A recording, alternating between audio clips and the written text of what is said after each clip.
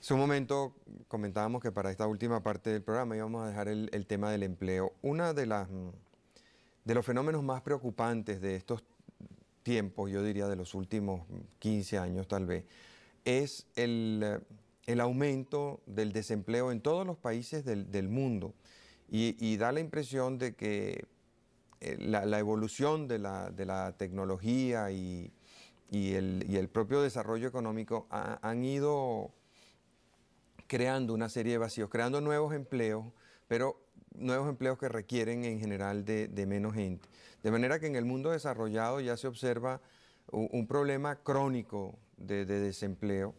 Da la impresión de que Estados Unidos está empezando a salir de eso. En Europa cada vez se profundiza más el problema. Vemos países como Alemania y Francia con desempleos ya superiores al 10%, España con desempleo de más del 20%, Irlanda con desempleo del 30%, Portugal lo mismo. Y Venezuela no va a poder salvarse de eso. O sea, hay algo que está ocurriendo que no terminamos de entender en el mundo que está provocando un desempleo creciente. En Europa están empezando a buscar como salida la reducción de la jornada de trabajo, pero eso también implicará la reducción de la remuneración o el incremento en el costo de la vida, porque, o sea, lamentablemente a mayor salario generalmente pues mayor costo de la vida también.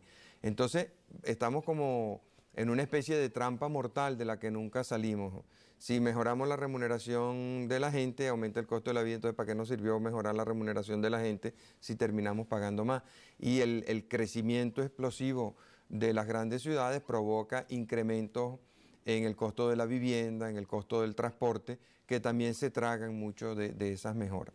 El otro día, y con eso termino el planteamiento, me comentaba una persona, y estuvimos analizándolo incluso con bastante detalle, cómo un obrero en Caracas, en los años 30, en los años 40, de hecho ganaba mucho más de lo que puede ganar un obrero hoy en día. Aunque estamos hablando de salarios de 8 bolívares al día, que fue el caso concreto que estuvimos viendo. Y es impresionante cuando uno piensa que la casa, la comida, el vestirse, el mandar el niño al colegio, el transporte, todo eso, cuando uno sumaba en términos de salario, representaba un ingreso mejor. Y de hecho las estadísticas también lo demuestran, como después del boom petrolero de los años 70 empezó a caer el ingreso y hoy en día en términos reales tenemos un ingreso que apenas iguala el del año 50. Entonces, ¿qué proposiciones nos trae usted en materia de empleo? ¿Cómo le vamos a entrar a ese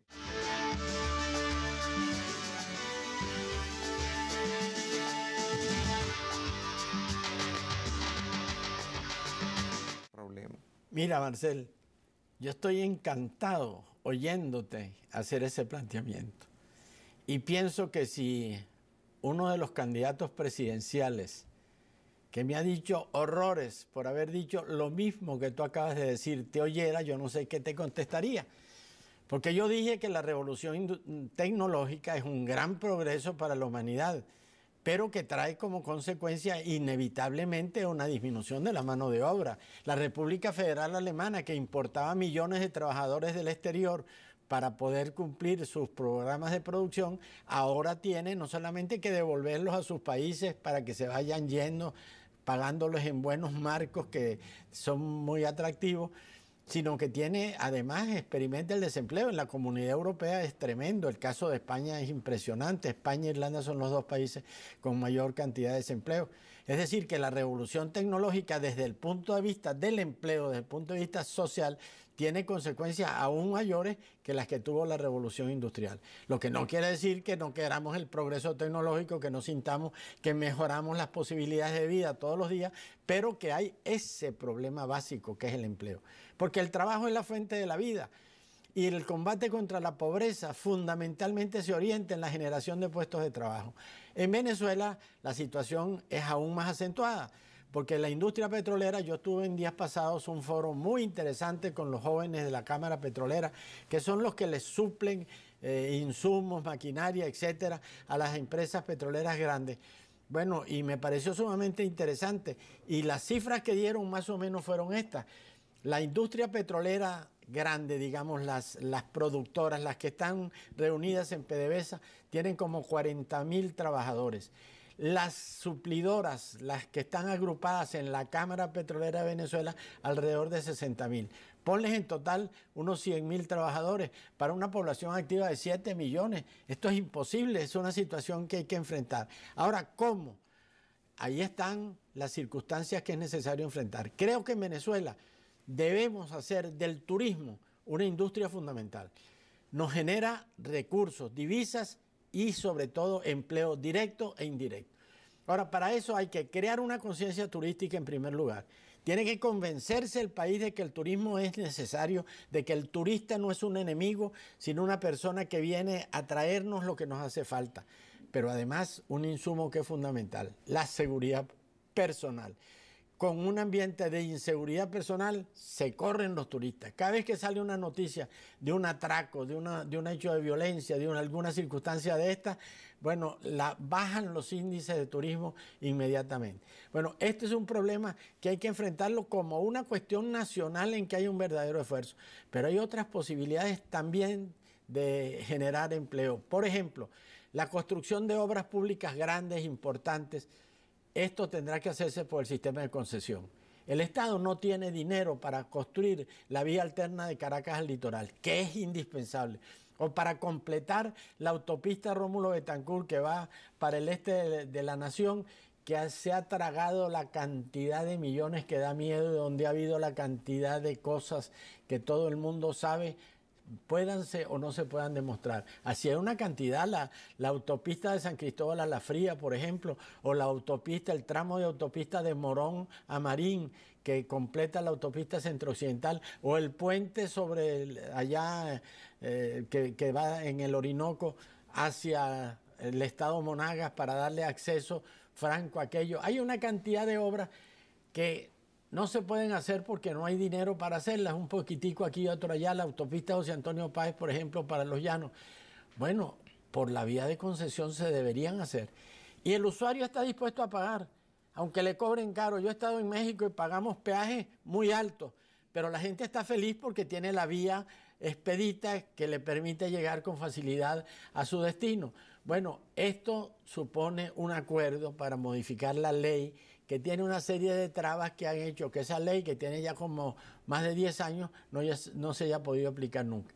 Pero mira, hay un aspecto muy importante, que es la pequeña y la mediana empresa, no solamente industria, la pequeña y la mediana empresa de comercio, la pequeña y la mediana empresa de servicios, la pequeña y la mediana empresa agrícola, las microempresas, las cooperativas.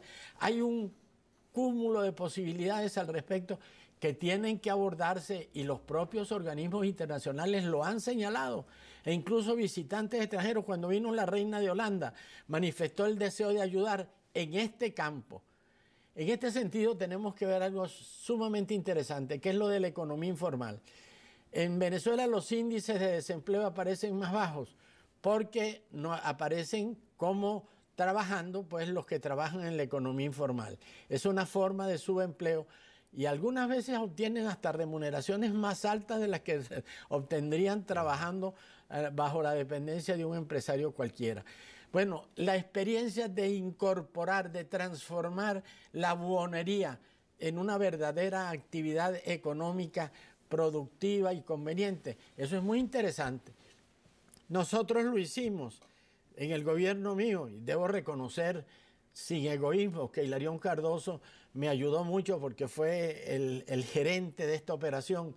Sacar a los buhoneros del Boulevard Baral de Maracaibo, que no lo había podido hacer nadie, ninguno de los gobiernos, y transformarlos en empresarios prósperos en el mercado de las pulgas en Maracaibo. Esa operación se puede repetir en muchos casos y se pueden lograr verdaderos resultados. En el campo también. En el campo va apareciendo la gran empresa agrícola, pero no debe desaparecer junto con la gran empresa agrícola, la pequeña y la mediana propiedad rural, a través de fórmulas cooperativas de entendimiento. Hay una experiencia por allá cerca de Carora llamada Montaña Verde, que ha sido una experiencia maravillosa, ha tenido unos éxitos muy grandes. Suple caña para el central La Pastora, tienen sus escuelas, tienen sus viviendas, tienen sus pequeñas granjas, se reparten al fin de año las utilidades. Estas cosas se pueden hacer, pero tú tienes perfecta razón, el problema fundamental es el empleo. Mientras no se genere empleo, las posibilidades de vida para la población son muy limitadas. Se crean, la revolución tecnológica crea nuevos empleos y muy bien remunerados. Por ejemplo, una empresa periodística que antes necesitaba un personal muy grande de prensistas, de linotipistas, de cajistas, de todo lo demás, ahora tiene un personal mucho menor. Una inmensa rotativa se maneja con un personal mínimo, pero muy bien remunerado, sí, pero que necesariamente desplaza una gran cantidad de trabajadores. Es lo mismo que pasa con el transporte. Esas inmensas gandolas que tienen cantidades, yo no sé cuántos millares de kilos para transportar, indudablemente que eliminan a varios choferes y a varios peones que en la economía un poco más atrasada pues, representaban una fuente de trabajo. Comprendo que el progreso no se puede detener. No estoy de acuerdo con la tesis que alguna vez aplicaron en la India, que era usar tecnologías atrasadas para tratar de usar bastante mano de obra. Eso no se puede hacer, no se puede competir en un mundo que va a la globalización. Hay que usar los mejores mecanismos, los mejores sistemas tecnológicos para trabajar. Pero la preocupación fundamental del gobierno tiene que ser la persona humana, crear trabajo. Si no, el cataclismo que se prepara para la humanidad es muy grande. Esto lo dijo Chirac, cosa curiosa, el alcalde de París, lo invitaron a hablar el Día Mundial de la Alimentación en la FAO y dijo que nos diéramos cuenta de que esta situación en el mundo no podía ser. La situación, el mal precio que se da, el mal tratamiento a las materias primas, los problemas de la desconsideración del ser humano, que se crea riqueza, pero si el ser humano no está protegido, ¿a dónde vamos a parar? Mira, si no fuera por la seguridad social, que en Europa es bien cara, por cierto, y que llegan a pensar hasta cuándo podrá soportar cada una de esas economías el peso de la seguridad social, pero si no fuera por eso, ya hubieran pasado cosas tan horribles como las que se ocasionaron en la depresión de los años 30, que fue la que llevó a Hitler al poder y la que condujo a la guerra mundial. Yo creo que esto realmente es algo muy, muy importante. Yo estaría dispuesto a darle todo apoyo, toda ayuda posible a toda actividad que genere empleo. Creo que es necesario apoyar a las que generan recursos económicos, pero sobre todo necesitan mucho estímulo las empresas que puedan generar empleo. Bien. Muchas gracias, presidente. Muchas gracias, amigos, por su atención. Como de costumbre, los espero el próximo domingo a las 10 de la noche. Hasta entonces.